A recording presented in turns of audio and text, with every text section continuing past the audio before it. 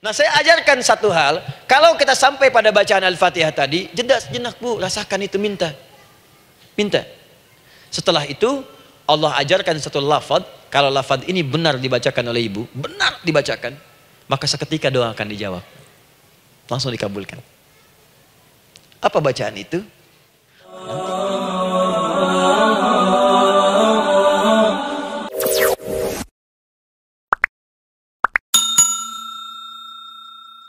Di dalam konteks pengabulan doa, kata Allah, ketika saya akan kabulkan. Kalau kamu punya masalah, kamu berdoa, saya akan kabulkan. Nah, kalimat Allah saya akan kabulkan ini bentuknya menggunakan mudhari. Ada hamzah di depannya, ujib. Artinya apa? Kalau ibu sekarang berdoa, saya akan kabulkan, kata Allah. Terus kamu berdoa, saya akan jawab. Nanti pun punya masalah di masa depan, kamu berdoa, saya jawab juga. Jadi artinya tidak ada doa yang sia-sia. Semua doa, ingat, sepanjang kita butuhkan, pasti Allah berikan. Doa ingin dijawab oleh Allah, maka kata Allah, kamu pun harus menjawab setiap seruanku. Jawab seruan Allah.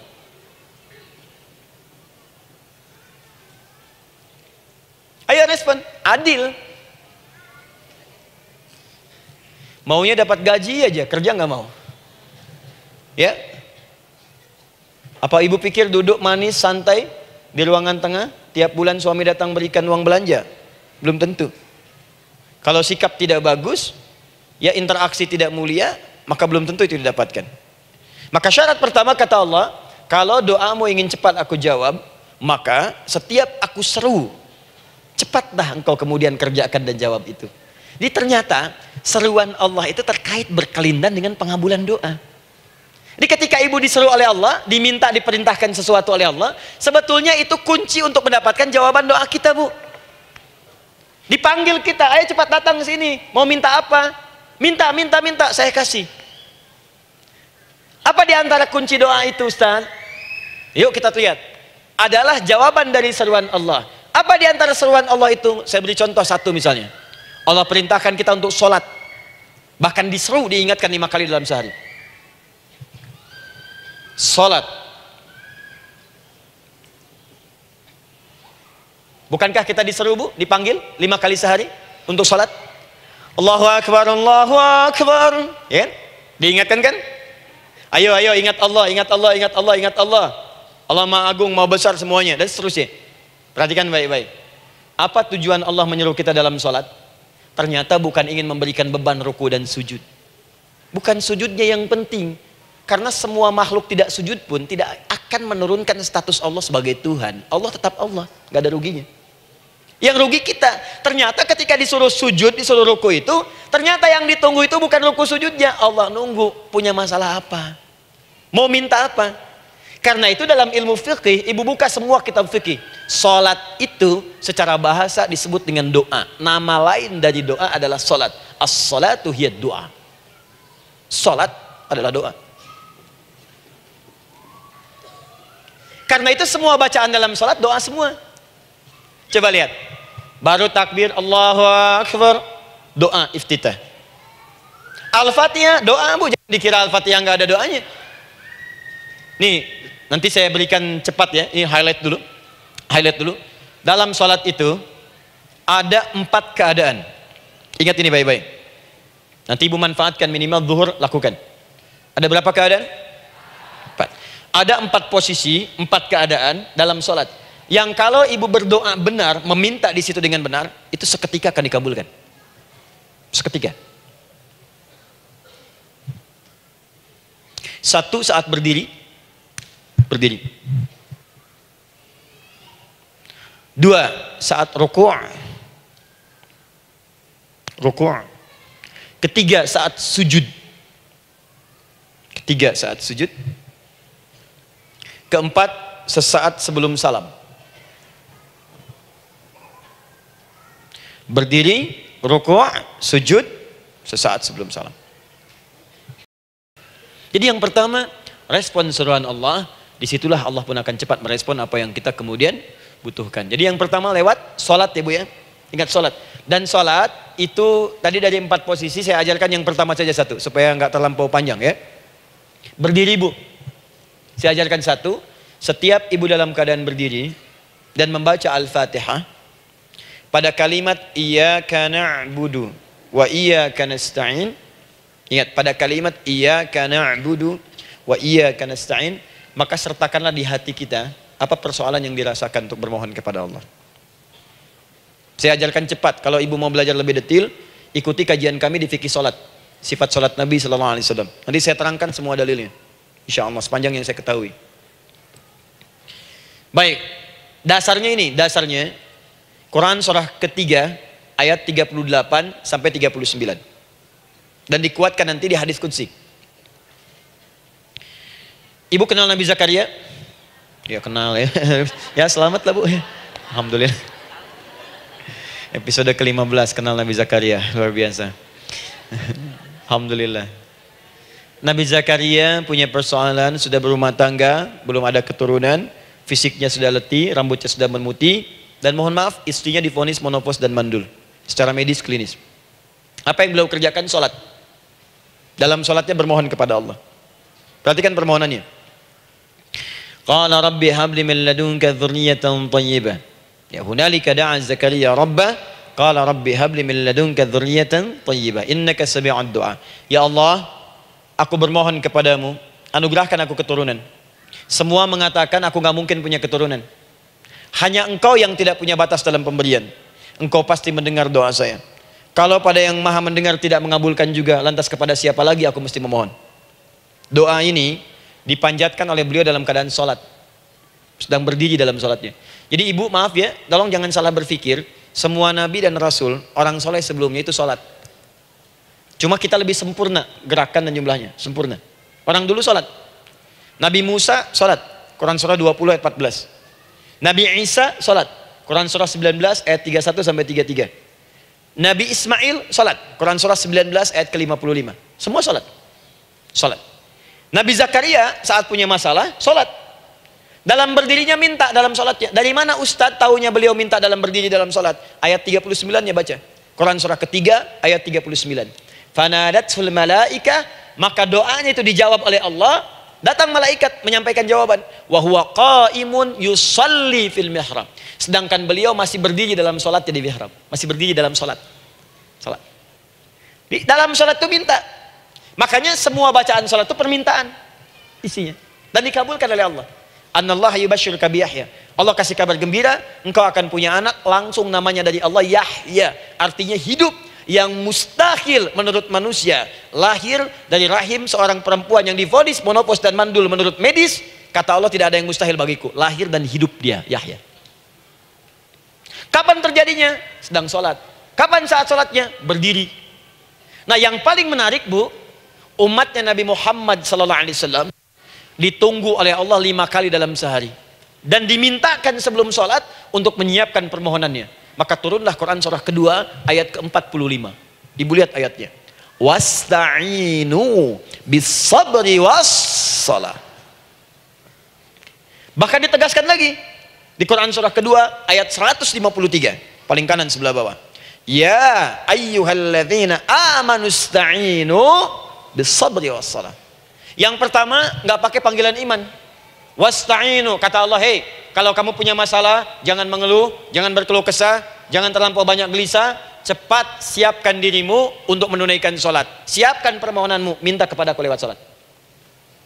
Kalau belum yakin, disebutkan imannya. Ya ayyuhalladzina amanu, hei orang-orang yang masih merasa punya iman, katanya punya iman. Jadi kalau ibu nggak mau minta lewat sholat, dipertanyakan imannya. Kamu punya iman nggak? Kata Allah, yakin nggak dengan saya? Kalau punya masalah jangan mengeluh. Datang pada saya minta lewat sholat, saya panggil sholat minta. Kalau masih merasa punya iman, tuh, iman kita tuh dipertaruhkan di situ. Nah sekarang saya berikan rumus bahasanya. Allah memanggil kita dengan bentuk jama, perintah jama. Wasta'inu, wasta'inu. Itu bentuk perintah. Wasta'inu, bentuk perintah.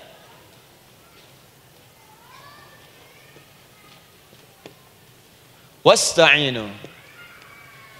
Dan jika kalian, perhatikan cara menerjemahkannya, dan jika kalian punya persoalan dalam hidup, punya kebutuhan, maka bergegaslah siapkan dirimu untuk minta kepadaku solusi. Wasta'inu, dan mintalah oleh kalian pertolongan, solusi. Bisabri wassalah. Pertama, sabar dulu. Sebelum sholat, sabar dulu dengan itu. Tahan dulu, terima dulu. Jangan mengeluh, terima dulu. Nanti dalam sholat minta solusi. Itu maksudnya. Punya masalah sekarang jam 9 lewat. Sabar, tahan dulu. Koreksi diri, istighfar, nanti zuhur minta. Atau duha sekarang sholat, datang ke masjid, sholat duha minta. Tahiyatul masjid minta sekarang. Sabar, disabar, terima dulu. Jangan mengeluh, sabar, ingat, terima, sabar. Karena Allah mustahil memberikan ujian masalah kalau kita tidak sanggup menerimanya. La yukallifullahu nafsan illa. Saya sering katakan Bu ya, maaf kalau kalimat ini mungkin kurang berkenan, tapi kalimat ini nyata. Kalau ibu sekarang punya masalah seberat apapun, itu artinya hanya ibu yang sanggup untuk menerimanya. Saya tidak. Betul, karena itu persoalan itu dititipkan kepada ibu, bukan kepada seorang bernama Adi Hidayat.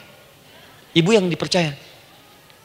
Ya, ibu dipercaya oleh Allah. Kenapa ibu tidak yakin dengan itu? Karena cuma ibu yang bisa mengatasi. Ibu yang mampu, saya tidak. Karena itu dititipkan pada ibu. Kaidahnya la yukallifullahu nafsan illa wus'aha. Allah nggak akan berikan beban, ujian, masalah kalau dia nggak mampu. Artinya kalau saya nggak mampu, saya nggak dikasih. Ibu mampu, ibu diberi. Jangan mengeluh. Kenapa mesti saya ya Allah? Kamu mampu. Ya Allah, why me? Why not? Kamu yang bisa. Nah sekarang wassalah, setelah terima itu, tapi juga jangan terlampau kepedean. Memang cuma saya yang mampu ya bikin status. Kemudian sholat, kita akan katakan, ya Allah, Engkau perintahkan saya untuk minta tolong. Sekarang saya akan minta kepadamu. Lalu kita katakan, maaf ya Allah, saya sekarang punya masalah, saya ingin bermohon kepadamu, saya ingin minta kepadamu ya Allah, saya mohon ya Allah. Maaf Bu ya, maaf ya, sebentar. Ibu kalau punya masalah sedikit atau banyak? Banyak. Yang punya masalah ibu saja atau anak juga punya masalah? Kadang-kadang, bukankah anak yang punya masalah ibu yang minta? Bukankah suami yang punya persoalan ibu yang bermohon? Kan? Karena itu, kalau kita ingin memohon kepada Allah dengan persoalan yang kompleks mewakili yang banyak, maka pertama kalimatnya diawali dengan huruf na. Berarti kami, kita, semua. Jelas ya? Nah, ibu ingin robah kalimatnya minta tolong. Kata Allah, minta kepadaku pertolongan. Wasta'inu. Ibu ingin robah menjadi bentuk permintaan. Rubah kalimatnya menjadi nasta'in. Nasta'in. Nasta'in.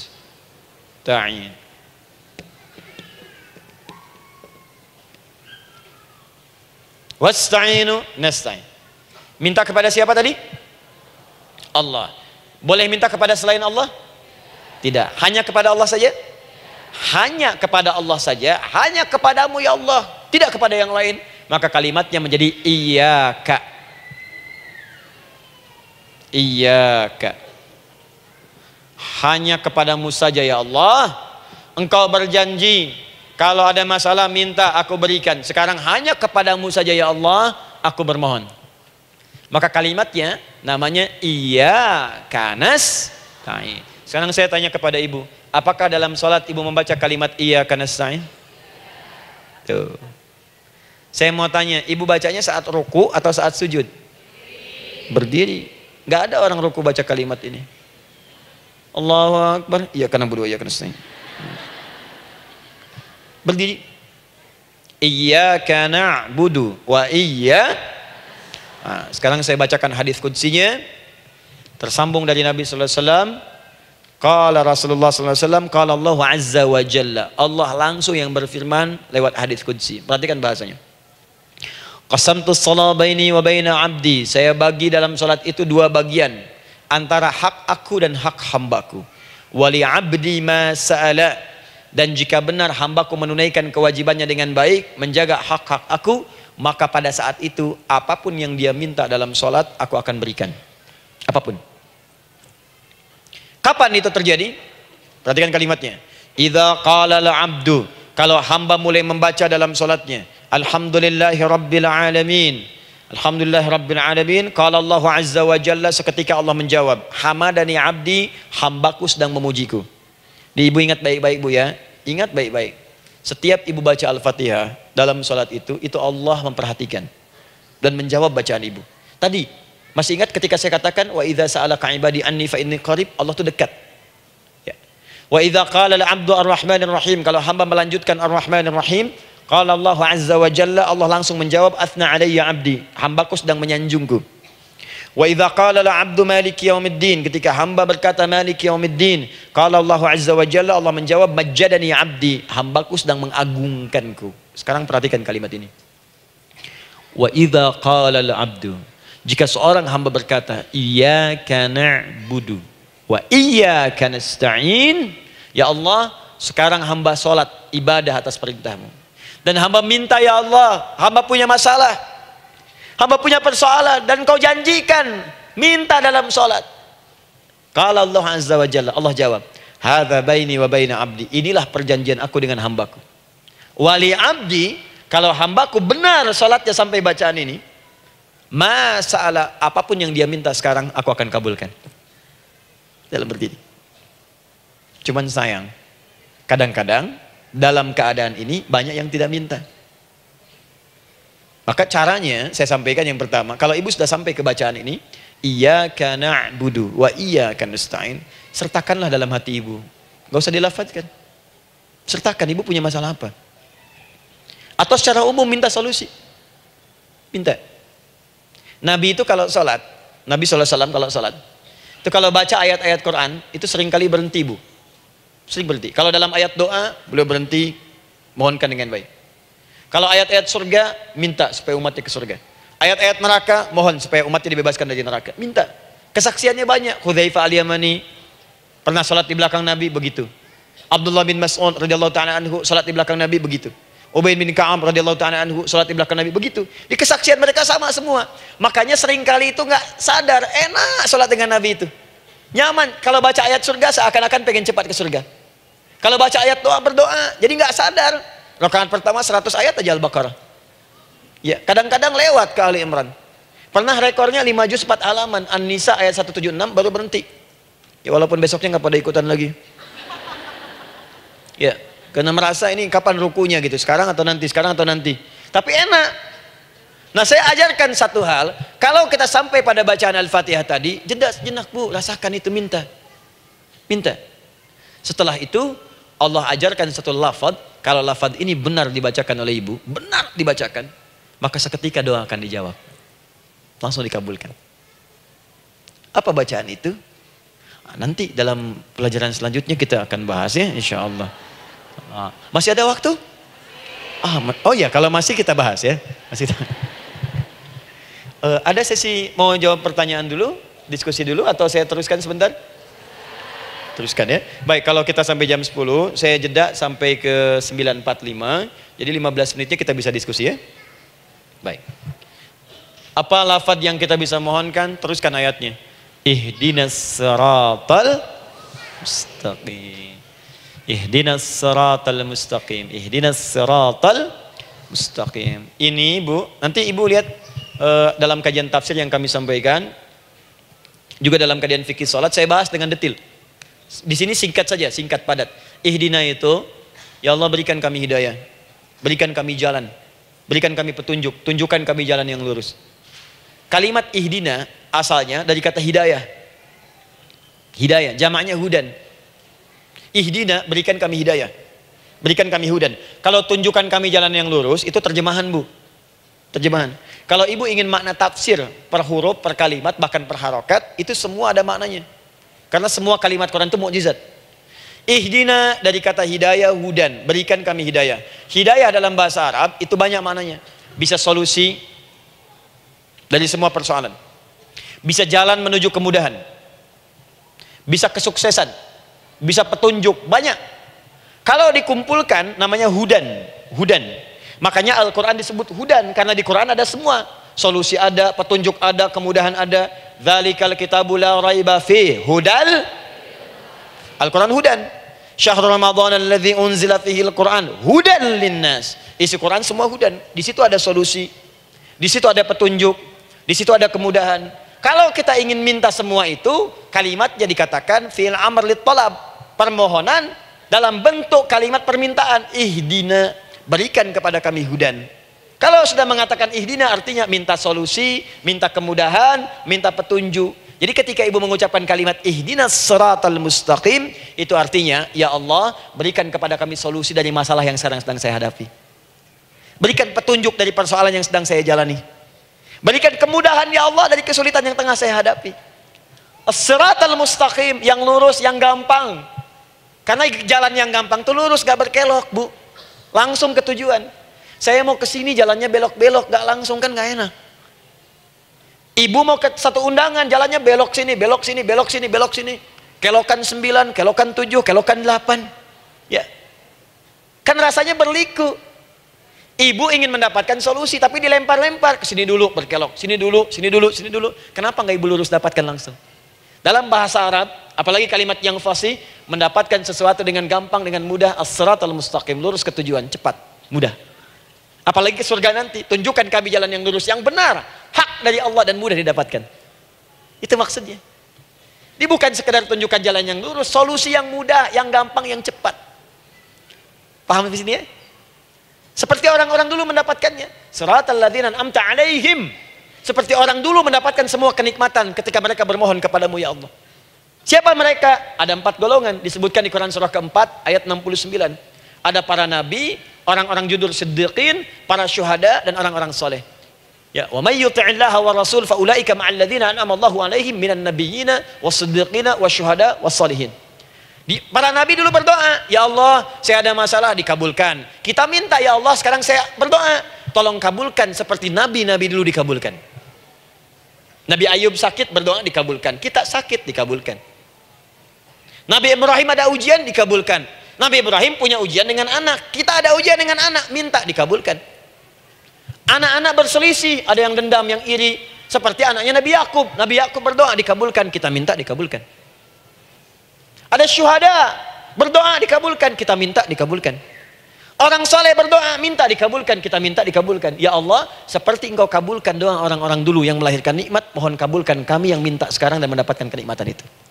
Itu maksudnya. Ya, siratal ladzina an'amta 'alaihim. Siapa an'amta 'alaihim di sini?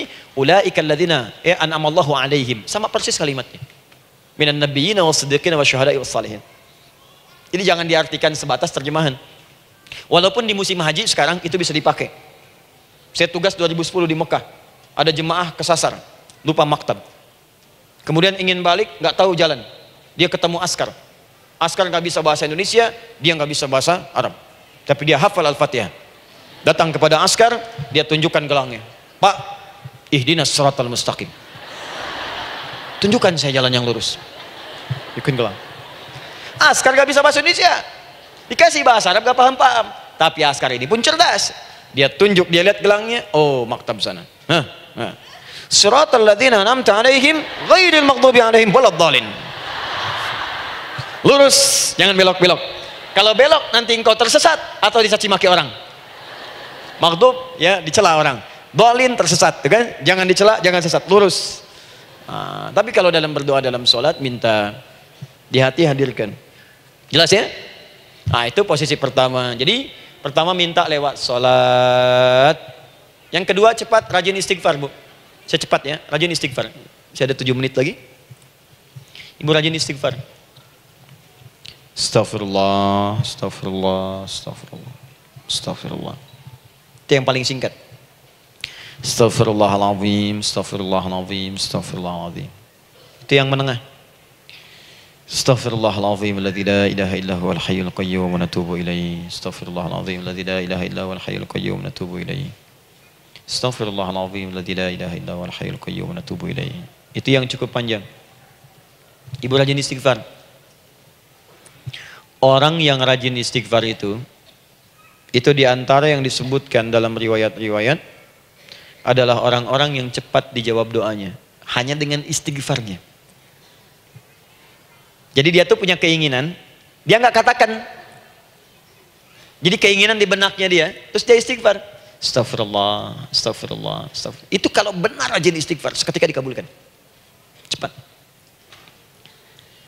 Ada seorang yang hidup, ini tukang roti, di zaman Imam Ahmad bin Hanbal. Saya pernah kisahkan ini di beberapa keadaan. Orang ini itu ahli istighfar. Jadi maaf ya Bu ya, bukan istighfarnya pas ada keperluan aja, bukan. Ada ta'lim Ustaz Adi, sab pertama astagfirullah, astagfirullah, astagfirullah, bukan. Besok ada arisan, astagfirullah, astagfirullah, bukan. Jadi bukan ada keperluan istighfar, bukan. Orang ini membiasa istighfar. Jadi setiap mengerjakan apapun dia istighfar. Mau minum, bismillah, astagfirullah, astagfirullah. Dia setiap buka adonan, astagfirullah, astagfirullah. Nah, satu ketika Imam Ahmad itu nggak tahu kenapa pengen datang ke daerah itu.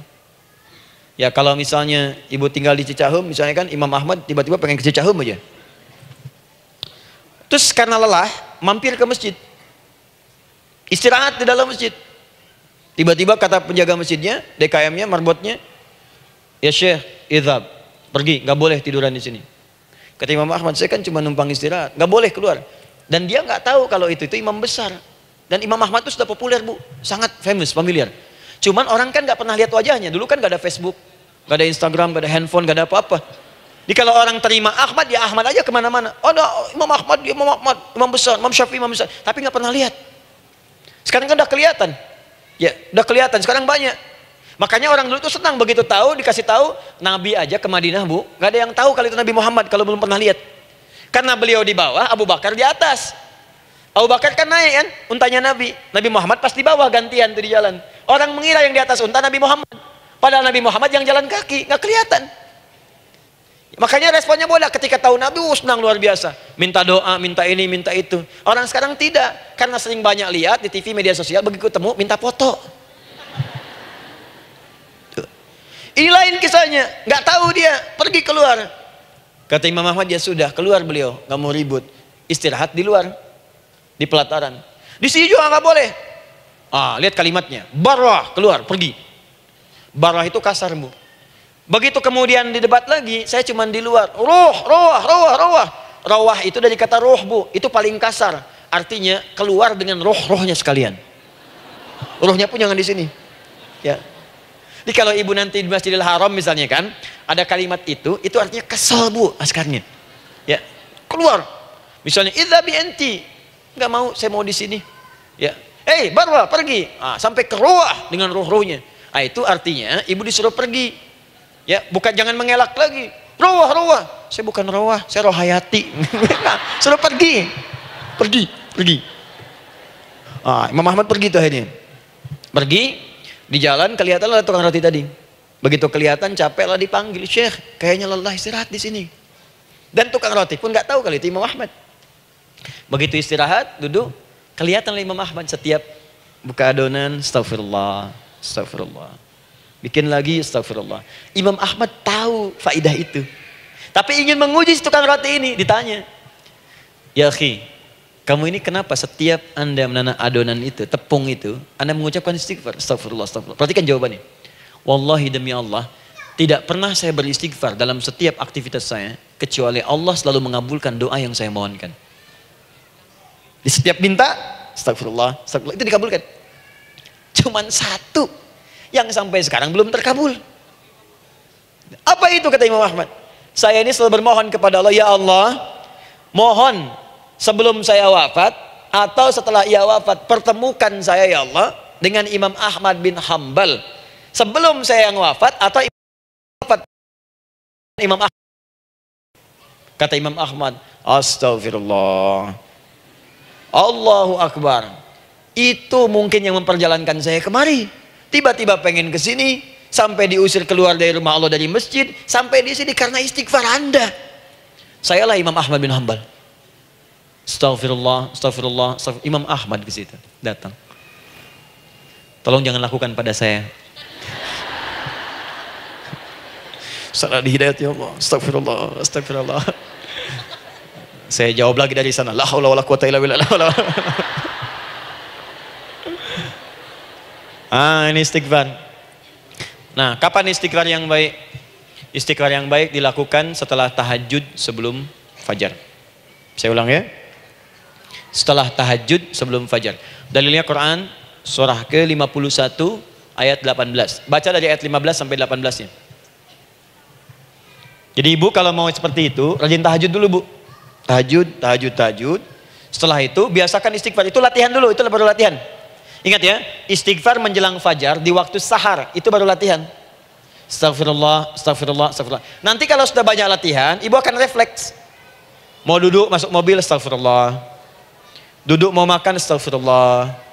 Ya, kadang-kadang ibu mau ambil handphone, astagfirullah. Itu refleks di lisan kita keluar. Ahli istighfar itu nggak direncanakan keluar di lisannya. Astagfirullah. Kalau sudah seperti itu, berbahagialah. Karena apapun kadang ibu inginkan, sepanjang itu ibu butuhkan, seketika dikabulkan. Yang ketiga, ini amalan yang paling dahsyat. Amalan yang ketiga ini adalah amalan yang dikerjakan karena cinta kepada Allah Subhanahu wa taala. Mahabbatillah, kecintaan kepada Allah. Amalan yang dikerjakan karena cinta kepada Allah Subhanahu wa taala. Amalannya mencintai Allah. Beda bu. Salat dengan cinta dibandingkan dengan salat karena memenuhi kebutuhan atau kewajiban saja, itu akan lain. Ibu kalau benar-benar mencintai Allah, maka dalam salat pun persiapannya akan beda. Saya beri contoh gini ya. Dari pakaian akan lain kata Al-Quran. Quran surah 7 ayat 31. Ya bani Adam khudhu zinatakum 'inda kulli masjid. Hei anak cucu Adam, kalau ada panggilan dari masjid, kenakan pakaian terindahmu. Di orang-orang yang mencintai Allah saat akan sholat, dia akan perhatikan dari pakaiannya. Jauhkan dari yang haram. Terus cari yang paling baik yang dia kenakan. Gak akan sembarangan. Kalau ibu pakai mukena juga cari mukena yang paling indah. Bukan karena pengen dilihat orang.